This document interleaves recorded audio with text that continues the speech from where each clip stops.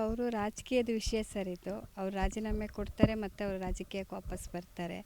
ಆದರೆ ನಮಗೆ ಯಾವುದೇ ರೀತಿ ನ್ಯಾಯ ಸಿಗಲಿಲ್ಲ ಸರ್. ನಮಗೆ ಬರಬೇಕಾಗಿದ್ದು ಯಾವುದೂ ಇಲ್ಲ. ಏನೋ ಒಂದು ಆಸೆಯಲ್ಲಿ ಇದ್ವಿ ರೀ, ಅವ್ರು ಮತ್ತೆ ಸಚಿವರಾಗಿದ್ದರೆ ನಮ್ಗೆ ಏನಾರು ಅನುಕೂಲ ಆಗ್ಬೋದಿತ್ತು ಅಂತ. ಆದರೆ ಯಾವುದೇ ಅನುಕೂಲ ಆಗಲಿಲ್ಲ.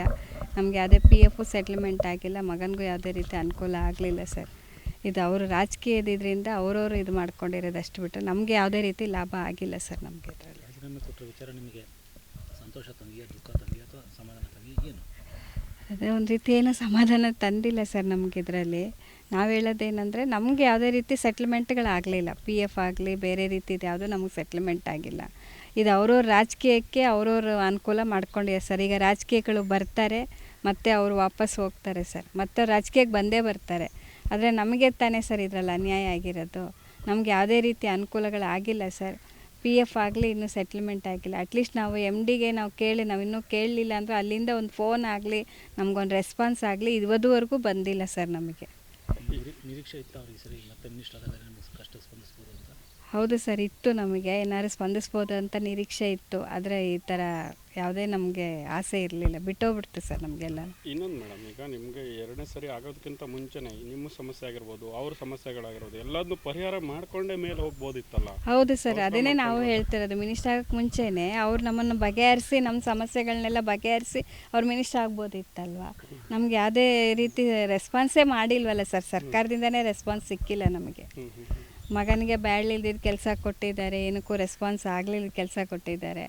ಮತ್ತು ನಮ್ಮ ಮನೆಯವ್ರ ದುಡ್ಡೇ ನಮಗೆ ಸೆಟ್ಲ್ಮೆಂಟ್ ಕೇಳಿ ಸಾಕಾಗಿ 2 ವರ್ಷದಿಂದ ಓಡಾಡಿದ್ದೀನಿ ಸರ್. ನಾನು ವಾಲ್ಮೀಕಿ ಹೆಡ್ ಆಫೀಸಿಗೆ ಓಡಾಡಿದ್ದೀನಿ, GM ಷಡಾಕ್ಷರಿ ಹತ್ರ ಮತ್ತು MD ಸರ್ ಹತ್ರ ಎಲ್ಲ ಓಡಾಡಿದ್ದೀನಿ ನಾವು. ಪ್ರತಿ ಸರಿ ಹೋದಾಗೆಲ್ಲ ಟಪಾಲಲ್ಲಿ ಕೊಟ್ಟೋಗಮ್ಮ, ನಾವು ಮಾಡ್ತೀವಿ ಹೋಗಿ ಅಂತಾರೆ. ಬಿಟ್ಟರೆ ರೆಸ್ಪಾನ್ಸೇ ಮಾಡಲ್ಲ ಸರ್ ನಮ್ಗಲ್ಲ. ಅಟ್ಲೀಸ್ಟ್ ಕೂತ್ಕೊಳ್ಳಿ ಅಂತಲೂ ಹೇಳಲ್ಲ, ಏನೂ ಹೇಳಲ್ಲ. ಬರ್ತೀರ ಅಲ್ಲಿ ಟಪಾಲಲ್ಲಿ ಕೊಟ್ಟೋಗ್ರಿ, ಹೇಳಿದ್ದೀವಲ್ಲ ಮತ್ತೆ ನಿಮ್ಗೆ ಹೇಳೋದು ಅಂತ ಹೇಳ್ಬಿಟ್ಟು ಕಳಿಸ್ತಾರೆ ಸರ್. ಈ ಥರ ಇರುವಾಗ ನಾವು ಯಾವ ರೀತಿ ಹೋರಾಡಬೇಕು ಹೇಳಿ ಸರ್. ಈಗ ಚಂದ್ರಶೇಖರ್ ಅವರು ಬರೆದಿರೋಂಥ ಡೆತ್ ನೋಟಲ್ಲಿ ನಾಗೇಂದ್ರ ಅವರ ಹೆಸರು ಇತ್ತು. ಆ ಹೆಸರು ಇದ್ದಾಗಲೂ ಕೂಡ ಮತ್ತವ್ರು ಮಿನಿಸ್ಟರ್ ಆದರು, ಮತ್ತೀಗ ರಾಜೀನಾಮೆ ಕೊಟ್ಟರು. ಒಟ್ಟಾರೆ ಈ ಘಟನೆ ನೋಡಿದಾಗ ಏನು ಅನ್ಸುತ್ತೆ?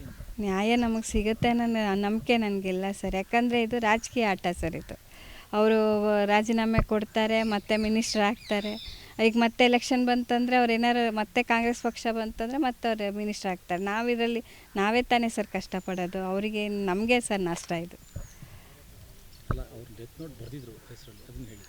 ಡೆತ್ ನೋಟಲ್ಲಿ ಬರೆದಿದ್ದಾರೆ ಸರ್, ಸಚಿವರ ಮೌಖಿಕ ಆದೇಶದ ಮೇರೆಗೆ ಅಂತಲೇ ಬರೆದಿದ್ದಾರೆ. ಅದರಲ್ಲಿ ಮೆನ್ಷನ್ ಮಾಡಿದ್ದಾರೆ ಅವರು. ಅದರಲ್ಲಿ ಅಷ್ಟಾದರೂ ಮಿನಿಸ್ಟರ್ ಆಗಿದ್ದಾರೆ. ಆದರೆ ನಮಗೇನು ಇದರಲ್ಲಿ ಇದು ಸಿಕ್ಕಿಲ್ಲ ಸರ್, ಸಮಾಧಾನ ಸಿಕ್ಕಿಲ್ಲ. ನಮಗೇನೇ ಅನುಕೂಲನೂ ಆಗಿಲ್ಲ ಸರ್ ಇದರಲ್ಲಿ. ಸರ್ ನಮಗೆ ನ್ಯಾಯ ಕೊಡಿಸಿ, ನಮಗೆ ಆಗಬೇಕಾಗಿರೋಂತಹ ಸೆಟ್ಲ್ಮೆಂಟ್ಗಳನ್ನ ದಯವಿಟ್ಟು ಸೆಟ್ಲ್ಮೆಂಟ್ ಮಾಡಿಕೊಡಿ ಅಂತ ಮಾಧ್ಯಮದ ಮುಂದೆನೇ ಕೇಳ್ಕೊತಾ ಇದ್ದೀನಿ.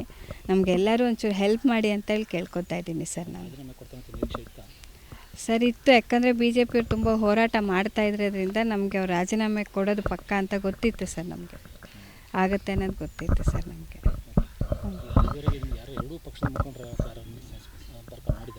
ಇಲ್ಲ ಸರ್, ನಮ್ಗೆ ಯಾವ ಪಕ್ಷದವರು ನಮಗೆ ಮೀಟ್ ಮಾಡಿಲ್ಲ. ಬಟ್ ಅದೇ ಫೋನ್ ಕಾಲ್ಗಳ ಮಾತ್ರ ನಮ್ಮ ತಮ್ಮನ್ನೇನಾದ್ರು ಮಾತಾಡ್ಸಿರ್ಬೋದೇನೋ, ನಂಗೆ ಗೊತ್ತಿಲ್ಲ ಸರ್. ಅದ್ರ ಬಗ್ಗೆ ಎಲ್ಲ ಏನು ಗೊತ್ತಿಲ್ಲ. ಒಟ್ಟು ನಮ್ಮನ್ನು ಯಾರು ಎದುರುಗಡೆ ಯಾರು ಭೇಟಿ ಮಾಡಿಲ್ಲ ಸರ್.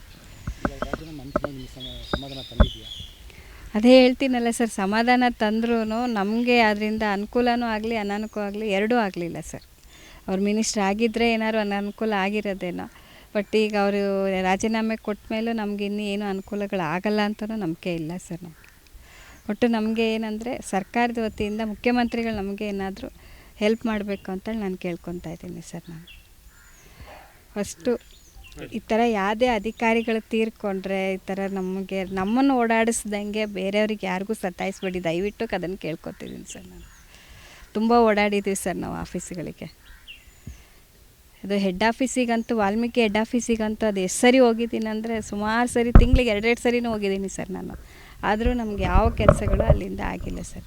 ನಿಮ್ಮ ಮನೆಯವರ ಒಂದು ಆತ್ಮಹತ್ಯೆ ವಿಚಾರ ನಿಮ್ಮ ಕುಟುಂಬಕ್ಕಿಂತ ಹೆಚ್ಚಾಗಿ ರಾಜಕೀಯಕ್ಕೆ ಒಂದು ಚರ್ಚೆಗೆ, ರಾಜಕೀಯ ಹೋರಾಟಗಳಿಗೆ ಅವಕಾಶ ಆಗೋಯ್ತು ಬಿಟ್ಟರೆ ನಿಮಗೆ ಸಿಕ್ಕಲಿ ಏನಂತ ಸರ್? ಅದೇ ಸರ್, ಅವರು ರಾಜಕೀಯ ಲಾಭ ಆಗಿದೆ ಬಿಟ್ಟರೆ, ಎರಡೂ ಪಕ್ಷಗಳಿಗೆ ರಾಜಕೀಯ ಲಾಭ ಆಗಿದೆ ಬಿಟ್ಟರೆ ನಮ್ಗೆ ಯಾವುದೇ ರೀತಿ ಅನುಕೂಲಗಳಾಗಿಲ್ಲ ಸರ್. ನಮಗೆ ನಾವು ಇವತ್ತಿನವರೆಗೂ ನಾವು ತುಂಬ ಒದ್ದಾಡ್ತಾ ಇದ್ದೀವಿ ಸರ್. ಪ್ರತಿ ಸರಿ ಆಫೀಸ್ಗಳಿಗೆ ಹೋಗಿ ಬರಬೇಕಾದ್ರೂ ನಮಗೆ ಪ್ರತಿ ಸರಿ ಒದ್ದಾಡೋ ಪರಿಸ್ಥಿತಿ ಆಗಿದೆ. ಒಂದೊಂದು ಆಫೀಸ್ಗಳಿಗೂ ಡಾಕ್ಯುಮೆಂಟ್ ಎಲ್ಲ ಸೆಟ್ ಮಾಡಿ ತೊಗೊಂಡೋದ್ರೂ ಇದಿಲ್ಲ ಅದಿಲ್ಲ, ವಾಪಸ್ ಹೋಗಿ ಮೇಡಮ್ ಇನ್ನು 15 ದಿವಸ ಕಾಯಿರಿ, ನಾವು ಹಾಕ್ಕೊಡ್ತೀವಿ ಮಾಡ್ತೀವಿ. ಆ ಅಮ್ಮ ಯಾಕೆ ಬಂದಿದೆ ಅಂತ ಕೇಳೋ ಪರಿಸ್ಥಿತಿ ಆಗಿದೆ ಸರ್. ನಮಗೆ ತಲೆನೋವು, ಆ ಅಮ್ಮ ಬಂದ್ರೇ ತಲೆನೋವು ಅನ್ನೋ ರೀತಿ ಮಾತಾಡ್ತಾರೆ ಸರ್. ನಾನು ಬೇರೆ ಏನದಕ್ಕೂ ಹೋಗ್ತಾ ಇಲ್ಲ ಸರ್, ನಮ್ಮ ಮನೆಯವ್ರ ದುಡ್ಡನ್ನು ನಾನು ಕೇಳೋಕ್ಕೆ ಹೋಗ್ತಾ ಇದ್ದೀನಿ.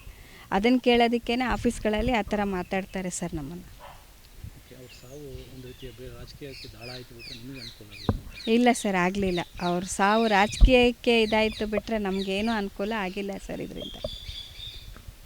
ಸರಿ, ಓಕೆ. ಸರಿ. ಹೆಸರು ಕವಿತಾ ಅಂತ ಹೇಳಿ ಸರ್ ನನ್ನ ಹೆಸರು.